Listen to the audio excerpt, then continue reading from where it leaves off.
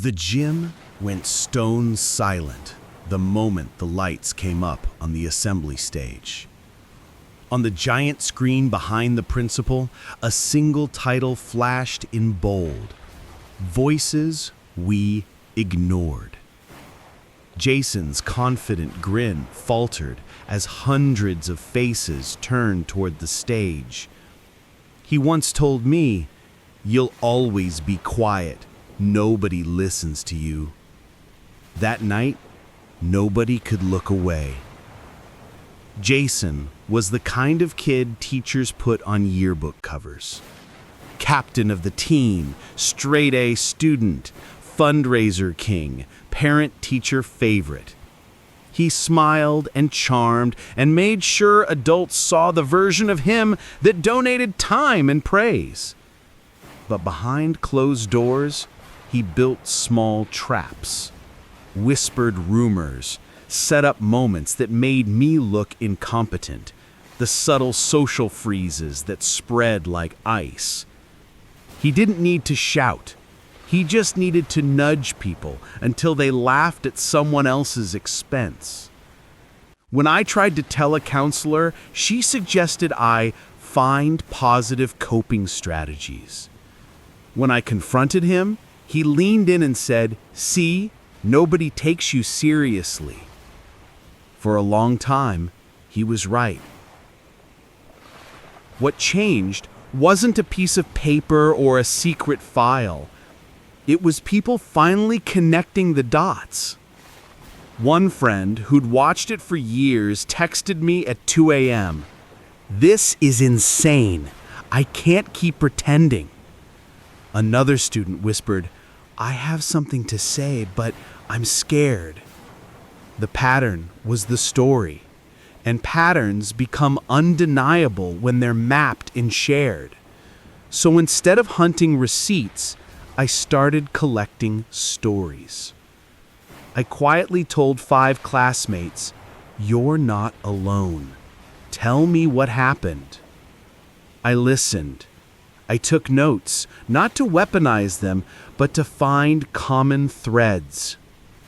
We met in the library after school, then at a diner, then at the park.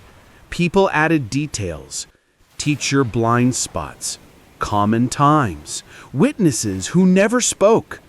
We mapped the incidents on a board, dates, locations, names, not to shame anyone, but to show there was a system, not accidents. We recruited the drama club, the newspaper editor, and a few teachers who had quietly wondered about things but had lacked proof. We trained some kids to tell their stories on stage without naming names, anonymized, and arranged for others to submit testimony cards that could be displayed as data, not gossip.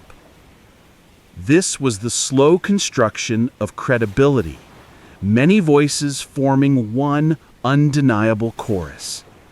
If you've ever wanted to help someone speak up, drop "I'm listening" in the comments. It matters a lot. We knew a direct confrontation would be dismissed, so we made the moment impossibly public and framed it as an installation about school culture. We booked the library's gallery night under the guise of a student project, Echoes, a school memory project. The exhibit would include anonymous testimony cards, a mural of phrases students had been told to hush up, and a short documentary made from interviews we conducted with victims who agreed to share on camera but remain unnamed visually. We looped the documentary on screens in the hall that night.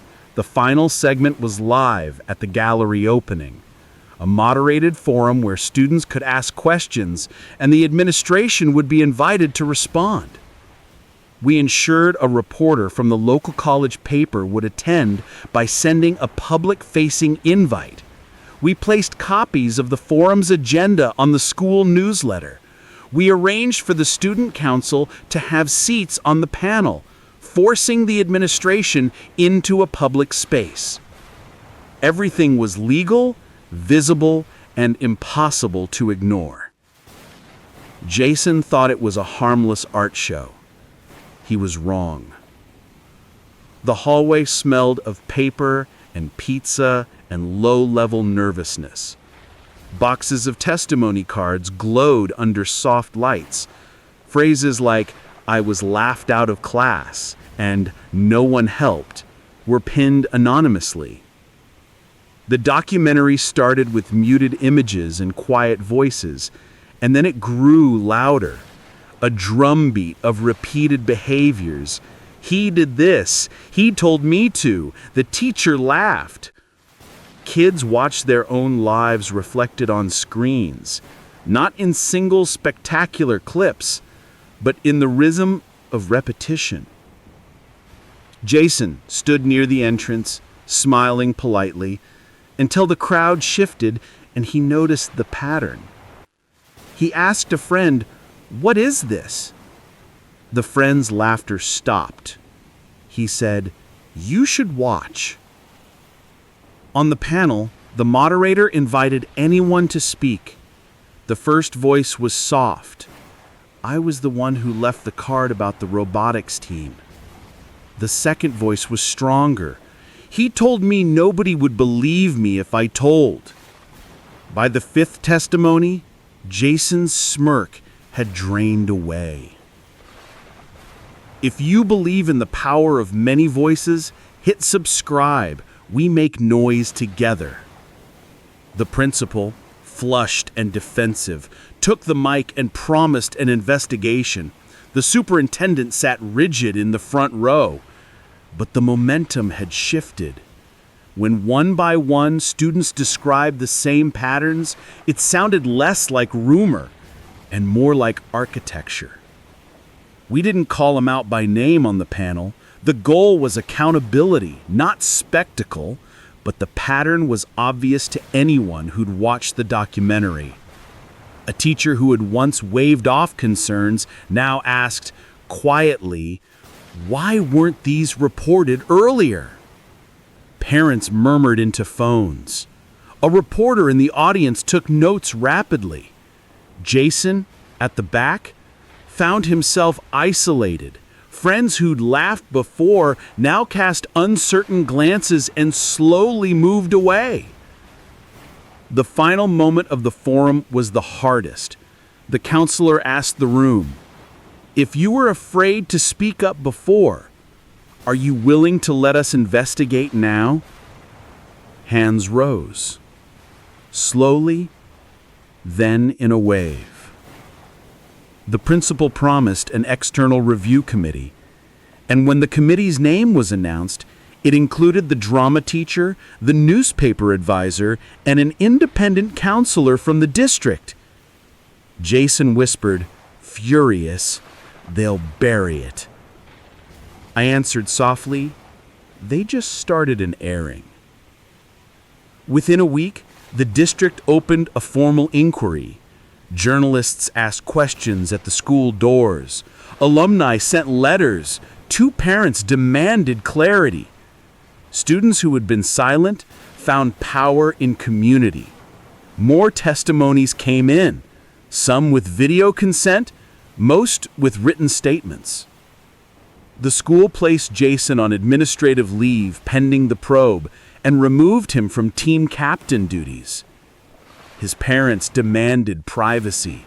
The district replied, "Transparency is necessary for trust."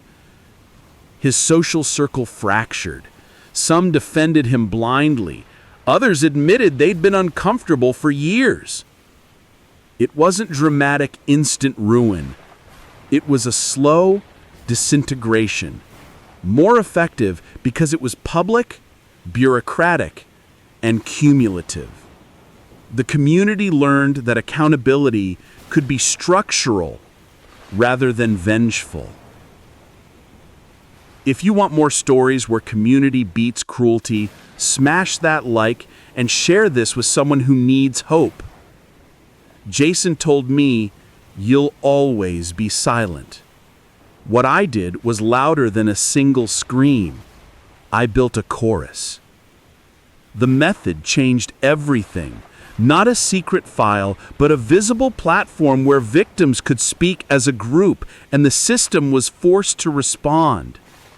If you're facing a Liam of your own, remember, gather witnesses, create a public yet safe space, recruit allies who can lend credibility, and aim for structural accountability. Power is less when it must stand in the open. And sometimes, the most powerful weapon is other people finally choosing to stop pretending they didn't see.